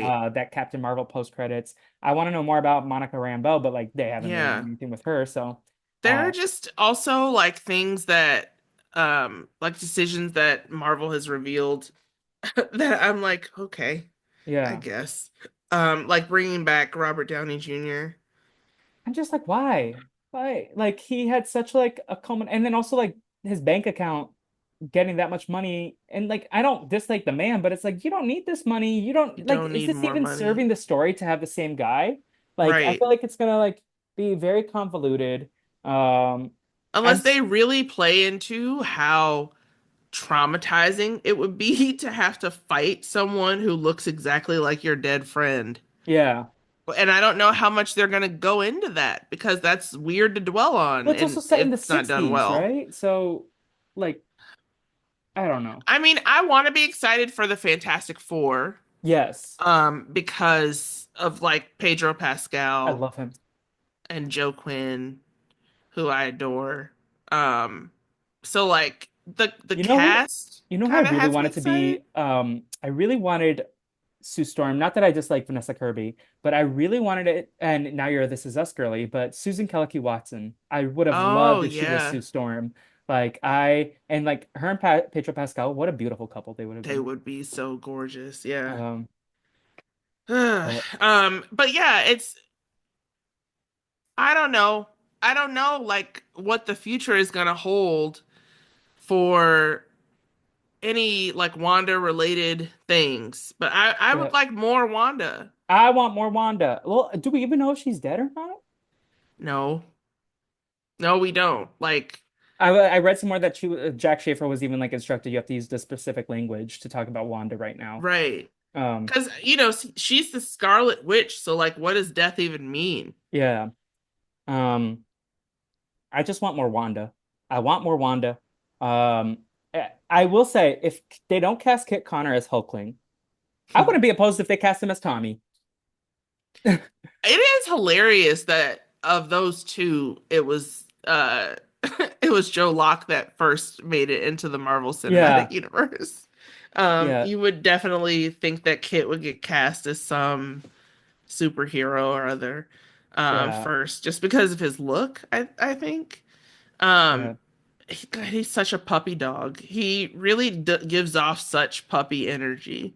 He also said that his celebrity crush or his like one of his Disney crushes is Li Shang from Mulan. I'm like, yes. And then I sent that to Gia, and Gia was like, of course he picks the most bisexual um of the Disney princes.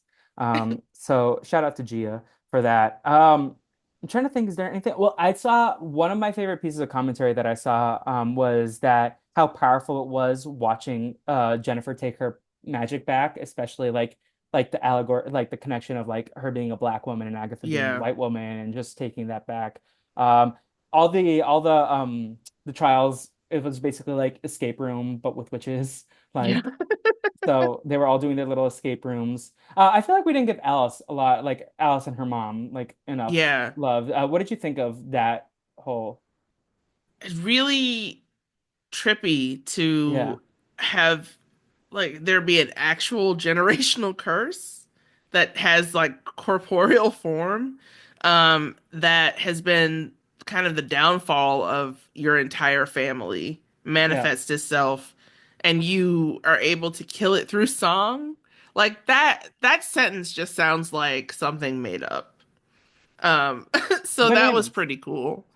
And all the 70s costumes that we got to Yes. see for that trial were really, really good. I do not like that version of the Yeah, I was ballad gonna as ask, much what's as your I favorite liked version it. of the ballad? It's definitely the original one. And the fact that the bell that Agatha uses is the same bell that Nikki stole Yeah. like way back in the day. Definitely the original. Like I have listened to that song too much. I'm sure my neighbors hate me. I don't That's their care. problem, not yours. Yeah, I pay to be here. Yes. Just like they do. Do you like the bluesy version from the first episode or like not It as much? Not as much. I am like a true musical theater kid. Yeah. So like give And the me those harmonies are so harmonies. good. Yeah. Like I Give like me the those 70s harmonies. version. I think I like the 70s version, not necessarily with the cast, but the woman who did the Lorna Wu version. I like that version a little bit Okay. more. Let me Yeah, pull up the that one name is there. better. Um I it was I know the Japanese Breakfast did one for the final episode. While I look up the name of this singer, are you surprised we didn't get Agatha all along in any capacity as a musical number? Um, I kind of thought that maybe it would be like trippy, like intro credits Yeah. music, but I'm not mad at it because they replaced my need for that bop with such a like almost better bop in my opinion. In Down the Ballad of the Witch's Road, like I didn't miss it like I thought I would at all. Like this Ballad of the Witch's Road just became so like all encompassing, like so many people covering it, so many people dancing to it on TikTok. There being the dance they did to it on Dancing with the Stars this There season. was like a Like, drag queen who did it, like for a lip sync at a yeah, club. Yeah. yeah. The singer is Simone Tak, who did Okay. the version for Lorna Wu. I think it would have been a great like end credits number for the final episode if they like did the Agatha all along. I just like wanted it once as like WandaVision lover, but It's a bop. it's a bop. But no, how do you feel about the lack of Sparky in this series? I wasn't Oh wait, expecting there Sparky to died. be, Sorry. yeah, Scratchy. Senor Scratchy, Senior Scratchy. which she named after her son, I have to imagine, right? Yeah. She did. Uh, who feeds that thing when Agatha is off, Yeah. like being How long do you think being they a spent on the road? Like a day? yeah, Billy's parents said he had been gone for 24 hours. Okay. Yeah. That is a Uh, wild 24 hours. do you think Nicholas Scratch is gonna somehow debut in the like because he's like she planted him in the last trial and he's like somehow a villain in the comic book universe. Really? I just based on a Wikipedia summary that I read. Huh. Like, I mean, anything is possible with Marvel. I mean, that's kind of the cool thing about having this all be based on comics is that like I mean, I know that Jack Schaefer has said that the deaths are deaths, yeah. but like they figure out ways to bring people back in the comics all the time. Okay, so he is a warlock and he's father of the Salem Seven, and How does that predominantly work? a foe of the Fantastic Four and Patsy Walker, who I've never heard of until today, who is the Hellcat. Okay, I have heard of that. Okay. Huh. I mean, you know, if he's been learning at the feet of death over these centuries, Yeah, who knows what it's possible for him to be able to accomplish. yeah. So Uh, it's a possibility, but like I don't need that to be a thing if it's not going to be a thing. You know what I mean? yeah, like if it is a thing, hopefully it's done in an interesting way. Like my biggest takeaway from Marvel right now is just treat it like comic books. Make sure every individual story is complete, well Yeah. executed. If you want to drop in like a post-credit scene to tease something, that's fine. But don't be like relying on like this big picture stuff. And I think they got screwed by the whole like investing in Jonathan Majors. And Yeah. then that like I feel like they went so quick to try to replicate the Infinity Saga with the multiverse saga that they didn't like Hmm. think about like the short-term stories. And I think a lot of the individual stories suffered because there was too much trying to set up. Like I think that was one of my issues with Falcon and the Winter Soldier, with some of the other projects. Um, trying to think like what even came out recently, but it just felt like too setup-y and like less focus on telling a cohesive story. And I know we talked about like Falcon and Winter Soldier had their own Yeah. like setbacks because of like the pandemic, but I felt like Yeah. invest in an individual story. I think even Shang-Chi like suffered a little bit. Like I think that that was a strong individual story, and then like they like keep it self-contained, like as opposed to trying to like set things up for the future. Yeah. 'Cause like I I feel like they never like with the Infinity Saga, they had a very like detailed plan that they sat down and they mapped out what all those phrases phases were going to look like Yeah. and what the end was going to be, right? I feel like after that they just kind of stopped It also feels doing like they that. like went piece by piece. Like I feel like they were like, okay, let's just start with phase one and tell like a cohesive six movie story with like the first things. And then they did that, and then they introduced Thanos as like the post-credit scene for that movie. Then it's like, Right. okay, maybe we can do like stuff with phases two and three. Phase two was kind of rocky, but they succeed. And then they execute, and it's like, oh, let's do this again. Let's start making like a 10-year plan.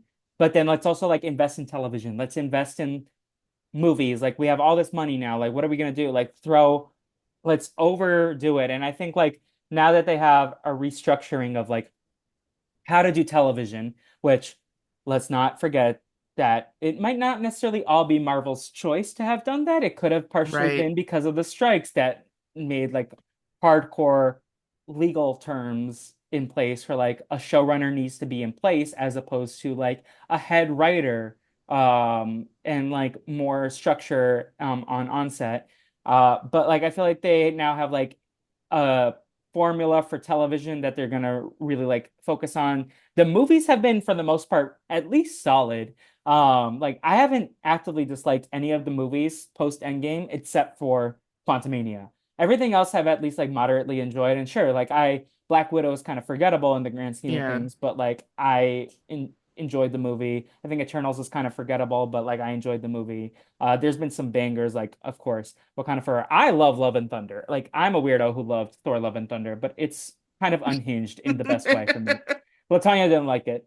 Um, No, I love not the a unhinged huge sheep, fan. and like I love how like those goats are crack me up, but um I didn't dislike Multiverse of Madness. Like I think but I'm also easy to please. That's also my issue. So but like they have had some really high highs with like Spider-Man and Oh, Wakanda yeah, Forever, and Spider-Man was so good. I mean Spider-Verse is also incredible. I know that's not them, but necessarily, but yeah. Is there anything else you want to say about Agatha or the MCU or the state of superhero media right now? Um, I just think that I am happy to live in a time where we got this show. Yes. I desperately needed something. I feel like we've been blessed during this time because we've got like Survivor, like a new season of Survivor happening that's really interesting. And then we got to Asia robbed. have Sorry. oh my God. I really had to like take a second and like check my own emotions Yeah. when Asia got voted off of Survivor because I was like so angry. I was more angry than I've been about anything in years I when that happened. selfishly, I want to do Survivor, but then every time that I know someone who gets cast, I'm like, why? Why do I have to get my emotions tied into this show? Because I've gone through the experience multiple times at this point, where it's like, oh my God, I am excited for them, so excited for them. But then it's like once the show actually starts, once the preseason ends, it's like, oh no, now I actually have to like see people talk about people I care about in I negative ways, know. see their dreams get crushed. Like, I mean, I was sobbing right next to Rob when Brandon got voted out. And I was like, damn, I'm Oh, freaking embarrassing. But also like my friend got voted out of the show yeah. No, that it's like, not embarrassing. Like, yeah, it's okay to feel your feelings. And like, I was so pissed off at like not just when she got voted off, but like the way that she was treated on the yeah, show by certain people who I will not name. Um, I was I was just like, I don't know. I don't know that this is healthy to feel this way. Like this is really bad. yeah. Really bad. And So, the thing that like encourages me, like, and it's gotten easier over the years seeing like people because like with the first one being 42 and then 45 and now this season knowing two people, like it's like, well, at least like as the seasons go on, it feels like there's more community for them when they get like when this is like they know they have a community behind them. So I feel like yeah. a little relieved, like especially with Asia, like I know so many people were behind her and like she can take a nap and we'll all jump people for her if needed. Take a nap, we'll see you on 50. You know, Yeah. like Um, but like she's also like the thing is also like she's so accomplished for herself. Not that this needs to be an Asia Stan podcast because she has so many already, but like she's like so accomplished as she is already, and like this is just one of the incredible things that she's gonna do in her life. And same yeah. with like all the people that like we see and like I like she like we were blessed to have this experience like just seeing how excited people were people who have never met her but like just like appreciate everything and that's like the power of like content and I was telling Shannon this recently like we were messaging back and forth because like she was talking about like the tour that she did when she was here and her like trip here and I told her to watch The Wild Robot that's why and we were like Mm, messaging back and forth and I was just like, listen, like anything you ever need, if like you're in my area and like I can help you in any way, like I got any of these like podcast people because like y'all have like been there for me in the deepest of despairs. Like, I mean, I was like, let me find any Chappelle podcast I've never listened to like yeah. Wednesday morning when I was driving, just because like I needed something like some sort of catharsis. And it's just like, y'all are incredible folks. And Asia was robbed. And I didn't mean to derail us into this segment, but just If you would like to start the Asia Was Robbed podcast, then I would be more than happy to work on that with you. Like, I to not even be on the jury. Like, I yeah. just don't get us started. But like, Hey, as but far karma as came. Karma came. oh my gosh, Karma was lovely. There's still one, right? There's That still one. vulture headline where yeah, there's still one left. That vulture headline where was just like Survivor 47 took a break to dunk on this one guy. Yeah, That was amazing. I yelped. Well, like the thing that also like frustrated me about that episode, it felt like there were people who were not playing in their best interests, like who could have fought harder for Asia. Um, People vote against their own interests? No. what? No. And they did it again this week. And I was like, you should have pushed harder. If you're like, you're literally everyone's saying you're such like a winner candidate, but like, let me see, like, and I have never met this person. I have no beef towards them, like as a human, but like, I do want the karma for like the Asia karma coming. Mm-hmm. It's coming around. I did love some of the tweets that were like, there's like actually five Asians on this season, and I think it was a rooting for Asians tweet. But That's funny. yeah, but uh, besides standing Asia, any other like pieces of like comfort content that you like want to recommend to people? Like any good shows that you're watching, any good movies, any good books? Yeah, Because I've you been are the creative watching. culture. I am a culture Yeah. person. I like culture. Put it on my tombstone.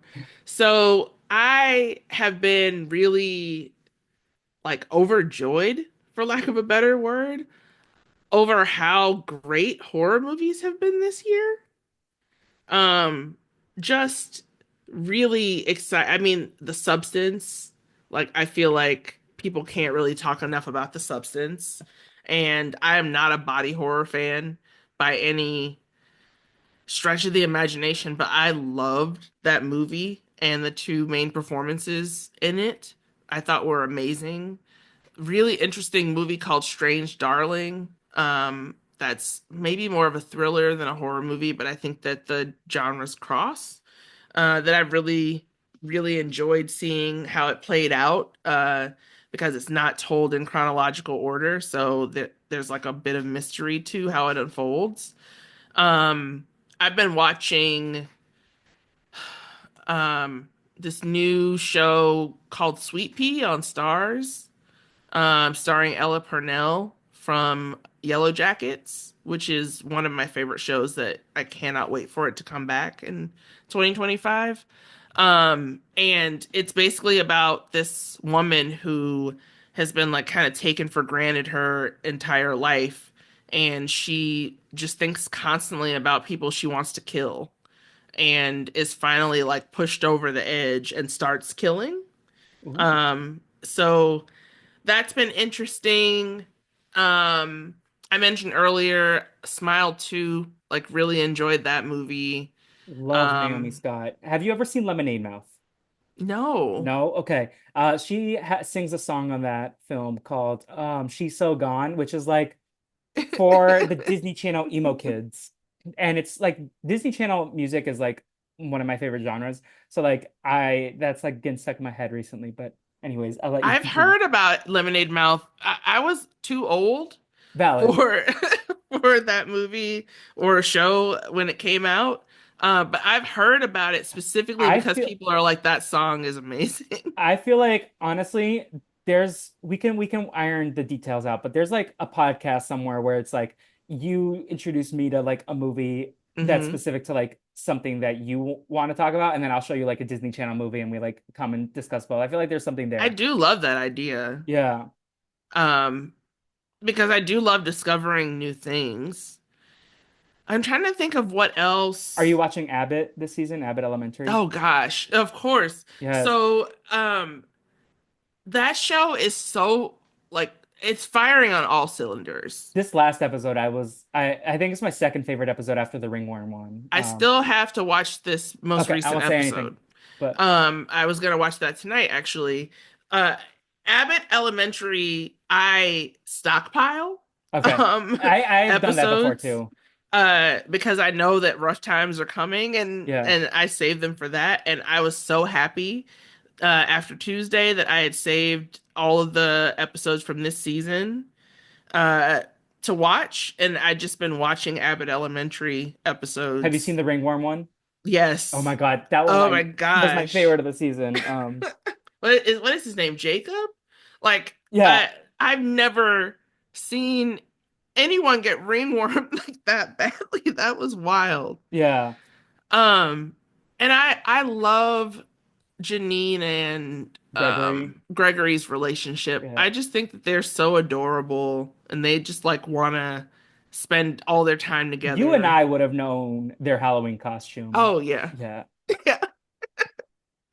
Um, I think it's so genius how like it captures how down bad you are for someone, especially when their relationship is like in its first flush and all you care about is each other. Yeah. And you get so in the weeds that you come up with a Halloween costume like that.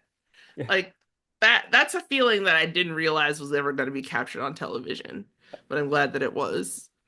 But yeah, like a lot of horror movies, they are a good escape. A lot of Abbott Elementary, and I've also been stockpiling this season's episodes of What We Do in the Shadows. Okay. Yeah. So you're stockpiling. Like I feel like a sitcom is something that can be done on a binge. I know people love to discuss like the binge model versus the weekly model, but I feel like a sitcom like that is something that's always appreciated in a binge because even like when binge streamers were like new and like I feel like I spent a lot of time like binge watching How I Met Your Mother, Arrested Development, Friends, and so like a sitcom is easy to do versus like the dramas. I do enjoy binge watching them, but then it's like am I really going to start another 45-minute episode and then they hit you with the cliffhanger? It's like, well, got to turn it on. So, but I do appreciate more of the weekly format for like, especially these like high concept shows like Agatha and the Penguin. Have Yeah. you seen How to Die Alone yet? No. No, that's on Oh, Hulu the with Natasha Natasha Rothwell. Rothwell. Yeah. Yeah, I Okay. saw the first couple episodes of it, so I need to go back to it for sure. If a crab rangoon ever tries to kill me, I'll be so upset. I love crab rangoon, and my love for crab rangoon has only like strengthened since then. Also English teacher. If you need a comedy, that's another good one that I like. Okay. Um, Yeah, I've heard good things about it. I saw this TikTok where this woman said that someone once she saw a TikTok where someone was like, if you were Jesus, yeah. what like his body and blood are represented by like unleavened bread and like wine or grape juice, what would your body and blood be? And she said a crab rangoon and a diet coke, I love that. which I feel is accurate. I have to admit something that is also very pop culture and has to do with diet coke. Have you never I had a crab rangoon? No, I had a crab rangoon. I tried the Dua Lipa diet coke How was it? recipe. I loved it. Okay. I Good went to know. heavier on the pickle juice because I'm like obsessed with pickles. And I was like, I don't know what type of person this makes me, other than a person that consumes garbage, I guess. Listen, But in these I loved times, it. I loved it. I yeah. escaped into that a little bit. So there's that. Have you seen the Lego Batman movie? That's another like fun one. No. Okay. That's like a good comedy movie, and it's like if you like Batman history because it's so Yeah. self-referential and meta. That's another one. Because I recently watched a Lego Pharrell Williams movie, Oh, which maybe might be right. good content for the recap kickback if Chappelle is listening to this, as well. But When did that come out? recently, but I think it's on streaming already. Like I watched it Oh, in okay. theaters last week, but I think it's already out. Because I saw like an Instagram ad right before I deleted my Instagram account for now. Um, that was like, oh, own it on Blu-ray or video on demand. And I was like, okay, but I just saw Oh, this. Because yeah. yeah, for me, like I think it's time that I get into Only Murders in the Building because I need a good sitcom, and I've heard that's a Yeah. really funny show. Um, Same. I've I been thinking about getting into that too. I've heard nothing but good things. I am watching right now Wizards Beyond Waverly Place, just because I was a child of Wizards of Waverly Place. So you know what? I'll watch it. Um, Shout out to my friend Naomi, who's going to be a writer on in the writers' room for Vampirina, which is this Oh, upcoming Disney Plus show cool. about a vampire who goes to a boarding school and has to like hide her identity, and it's a musical. So like, shout out to her. She's been a previous guest on the podcast for the movie Let It Shine with Tyler James Williams. Have you seen that Oh, one? no. That one is Cyrano de Bergerac, but if he was a music producer, high school student, trying to impress this girl that he went to kindergarten with, who's a rock star or a pop star, played by Coco Jones. It's great. And Courtney B. Vance is his dad. It's like a good Wow. movie. Bangers all around. So maybe we'll noodle on this Disney Channel crossover podcast with LaTonya. Definitely. But with all that, LaTonya, where can the people keep up with you? Where can they check out what you're doing if you want them to keep up with you these days? Um, yeah. Yeah, for now, you can find me on Twitter at LK Starks. I haven't been podcasting as much recently. Which is upsetting. Um, But eh, also, it is what it you'll be is. there eventually. You'll Yeah. be, Everything there's a season, and I just yes. feel like this isn't necessarily podcasting season for It's me. spooky season. Yeah, it's for me, it's still spooky season. There's nothing scarier than the upcoming holidays. Yes. Uh, but Mariah has defrosted, so holidays are around the corner for like Christmas. Probably gonna figure out some content to do that. In terms of me, I recently did Brazilian Dragontober with some of the aforementioned people we talked about. AJ Norris, your friend and mine. Gia came on an episode. Uh, a Love them. diverse array of spooky season content over there. And I recently did my 200th episode. So LaTonya, this is episode 201. Ooh. And we did a bracket of Walt Disney World attractions with Matt Lagori, Jonathan Foreman, and Mel Got Served.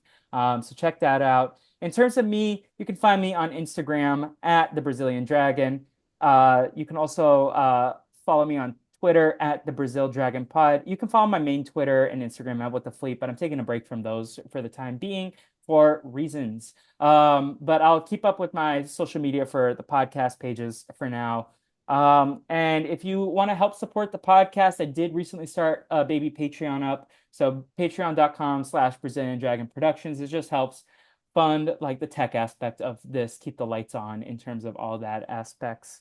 But with that said, go watch The Penguin and Agatha all along. Imagine if they like listen to the podcast and like, I Oh should go my check this out. gosh. Yeah. Uh, but thank you for Please, joining please check us. it out. Thank you for having And me. LaTonya, you know you're always welcome back. Hit me up for, I'm sure we'll like Oscar season is coming up Yes. at some point. So we'll find stuff to do, you and I. Like we'll always be keeping each other entertained on and off the microphone. But until next time, everyone, obrigado for listening. Goodbye.